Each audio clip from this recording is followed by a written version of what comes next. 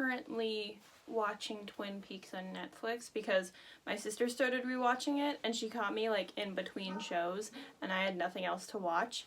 And so I started watching it and I really liked it, but now I'm at the part where like Josie became a drawer handle and I don't really know why and I don't really know what's going on and I'm confused.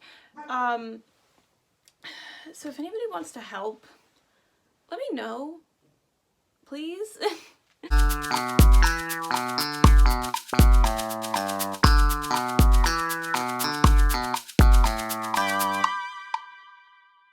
Hey guys, I'm Ava and you're watching WWM Productions.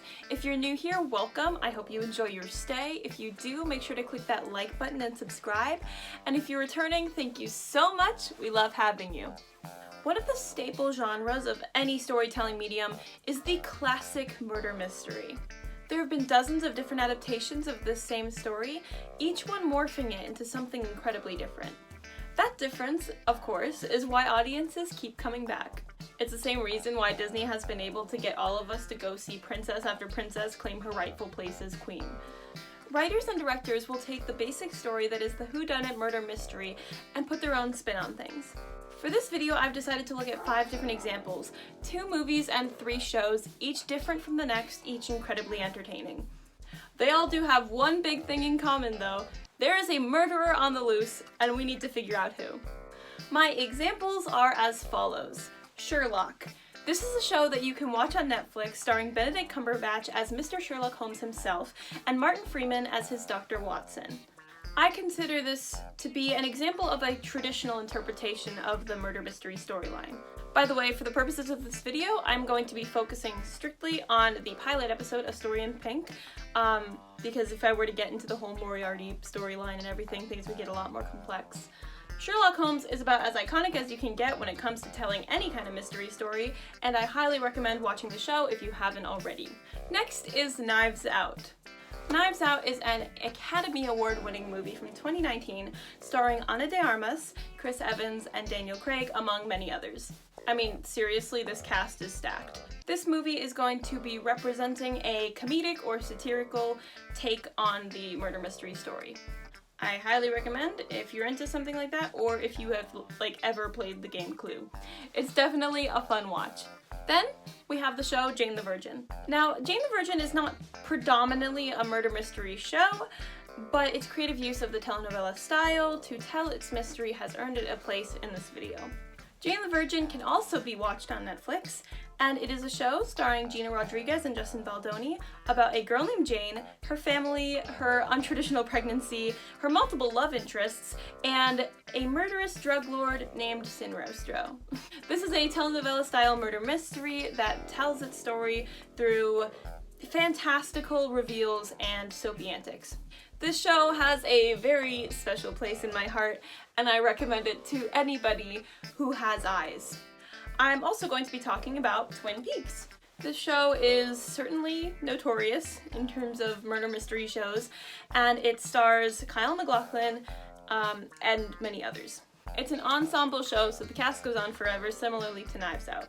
It's about a sleepy little town called Twin Peaks where nothing ever seems to go wrong until a local sweetheart named Laura Palmer is murdered. I consider this show a good example of magical realism in a murder mystery format. I know Jane the Virgin as a whole is also a very good example of magical realism, and they even talk about it on several occasions. That's where I learned about it. But that magical realism doesn't apply so much to their murder mystery plot, while in Twin Peaks, it uses it to deliver clues via dreams and visions, giants, etc. This show is a classic, it's on Netflix, go watch it, you have no excuses. Finally, we're going to talk about Scream. Scream is a 90s horror film starring Neve Campbell, Courtney Cox, Drew Barrymore, and a bunch more. You know, I've noticed that there are a lot of ensemble casts when it comes to murder mysteries, and I wonder if that has to do with just the fact that they need to have a lot of suspects? It's an interesting thought. Anyways, this is the example of how murder mysteries are told in a horror or a slasher film. This story follows the murders and investigation of the Ghostface Killer, a Halloween costume that you have undoubtedly seen on the shelves of any store in the entire month of October, and our story's inevitable final girl, Sidney Prescott. As with anything else in this video, I highly recommend. Now, if you haven't watched any of these movies or shows before and you wanted to, pause the video right now, come back when you're all done. If I'm gonna break down how they tell the murder mystery story, I'm gonna have to cover the big reveals at the end too. This is your official spoiler warning. Now, without further ado, let's talk murder. The first part of any murder mystery story is that it needs to start with a murder. Immediately, we have a death on our hands. There's no time for messing around. This moment sets the scene and the tone for the entire movie or show, and it makes sure that the audience knows exactly what kind of story they're in for. Before the audience can even make a dent in their popcorn, they are face to face with a corpse. This is the inciting incident, the catalyst of the story, and we may not have even met our protagonist yet. Buckle up, folks, we've got a mystery to solve. In Sherlock, the game is afoot with the death of a lady in pink as what seems to be a part of a series of suicides. In case you didn't know, those don't tend to come in series, so it has Inspector Lestrade stumped. In Knives Out, this film wastes no time, literally opening the movie with the discovery of Harlan Thrombey's body. This too appears to be a suicide, but this is a murder mystery video. Okay, nobody is killing themselves here. In Jane the Virgin, since the murder mystery is a bit more of a side quest, it takes a little bit more time for our first body to appear. But when Roman Zazzo's body falls from the sky and is impaled on a giant ice sculpture, certainly nobody is missing it. Then with Twin Peaks, it has Laura's body being discovered right out of the gate, all washed up and wrapped in plastic. The show makes it very clear early on that this is not a typical occurrence in Twin Peaks. Finally, Scream's opening act is unforgettable. It is Ghostface toying with his victim, Casey Becker, before killing her. If you've seen this scene, you know it's awesome. Enough said. The next thing that any murder mystery is inevitably gonna do is get a detective on the case. Maybe this is the protagonist, maybe it's a supporting character, but either way, we need somebody to investigate. This is kind of the knight in shining armor of the story. They are on the hunt for a killer, and maybe they do this because of a sense of duty, or maybe they're doing it because they just love the thrill of the chase. Either way, where a murderer goes, a detective follows. Oftentimes this is an outsider or some sort of mysterious expert that needs to come in because the local police have no idea what they're doing. This is definitely the case for Sherlock, Knives Out, and Twin Peaks. In Sherlock, Lestrade can barely stand Sherlock, but needs him because he's brilliant. No one knows who hires Benoit Blanc in Knives Out, but they need him because he's brilliant. In Twin Peaks, Agent Cooper is sent by the FBI to investigate, and the local police need him because he's brilliant. In Jane the Virgin, Michael Cordero is already a detective in the Miami Police Department, so that doesn't exactly make him an outsider, but he does follow his intuition and make calls that other people wouldn't, giving him sort of that outsider's perspective. Then, for Scream, the investigative team does kind of take a backseat to the rowdy teenagers in terms of the plot, but both Dewey and Gale Weathers do have their own little bit of investigation going on. Dewey for duty, Gale for views. As you could probably guess, possibly the most important thing of any mystery is subverting audience expectations, and what better way to do that than with a good old red herring? In case you don't know, red herring is basically something like a suspect or a clue that is intended to be or just is misleading. For I think all of these examples, the red herrings come in the form of people. The story builds up these clues that theoretically point in one direction, and the filmmakers really want you to follow that direction. They really have a good time making you guess until something makes that person undeniably innocent. Then you feel stupid, as you should. In Jane the Virgin, the red herring is Emilio Solano. The detectives investigate Petra Solano for a little bit, sure, but as a viewer, I never believed that it could have been her. Anyways, the detectives find clue after clue that seem to point to Emilio Solano, until of course they don't, and then the answer just feels like it's been so painfully obvious the entire time. I think Twin Peaks is kind of like the ultimate example of red herrings because, like, almost everybody is considered possibly guilty at one point or another. I mean, like, come on, she's, like, nervous to meet Jay, and then, like, half of the characters in town have a J in their names, and then you're like, could be you, could be you, could be you, and then it's not. Towards the end, though, the red herring is Ben Horne. After a while of investigating, evidence surfaces that Ben Horne had ties to Laura through One-Eyed Jacks, and they find out that they had an intimate relationship, and Laura wrote in her diary, "I'm gonna tell the world about Ben Horne." Also, when Maddie is killed, the fur that they find under her nails matches a taxidermy fox that Ben Horne has. All signs point to Ben. Now, I'm pretty sure I made this up, but I like to call what happened in Knives Out and Scream a reverse red herring. Instead of making an innocent person look guilty, the filmmakers decided to make a guilty person look innocent.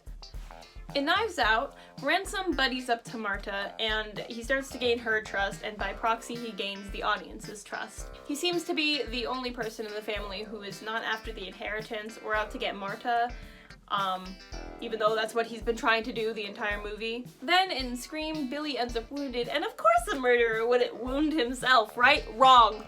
You are so wrong. With Sherlock, however, I don't really think that there is a red herring in this episode, but I'm going to chalk that up to Sherlock's incredible deductive skills. Nothing could ever lead him astray. Next, a must for any murder mystery is a big reveal.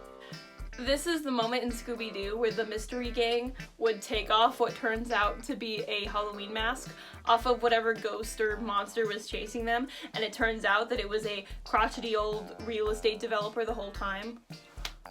Now, most murder mysteries do not end up with the removal of a mask at the hands of some meddling kids, but they do have their own versions. These moments tend to show off the genre or style of the story more so than any of the other moments that I've covered so far. In Sherlock, the killer is revealed when he picks Sherlock up in a taxi. This is a scene that is very tense, with the wits of two men who are very, very smart, going head to head with the killer challenging Sherlock to his game, and Sherlock not hesitating. The tension leaves no room for laughs, and it's not meant to incite a scream, so in this way, it's very much just a vanilla mystery moment. For Knives Out, on the other hand, Benoit is the purveyor of this big reveal, and he does it through an extended speech partially about donuts. Donuts. The only situation in which you could ever take a murder investigation and make it about donuts is in a comedy, and I am all for it. Then, in Jane the Virgin, Sin Rostro is revealed when she, Rose, kills her husband Emilio via pouring concrete on his face, effectively clearing him of suspicion as well. This is the kind of outrageous reveal you could only expect from a soap opera or telenovela. Twin Peaks shows off its magical realism a couple different ways during its big murderer reveal. First, Cooper gets a vision of the giant telling him it's happening again, and then Leland himself morphs in and out of himself and his demonic form that is Bob. These kinds of paranormal elements are what make Twin Peaks so different from everything else in this video. Finally, in Scream, the reveal comes from Billy himself when Sidney gives him his gun and he decides to shoot Randy.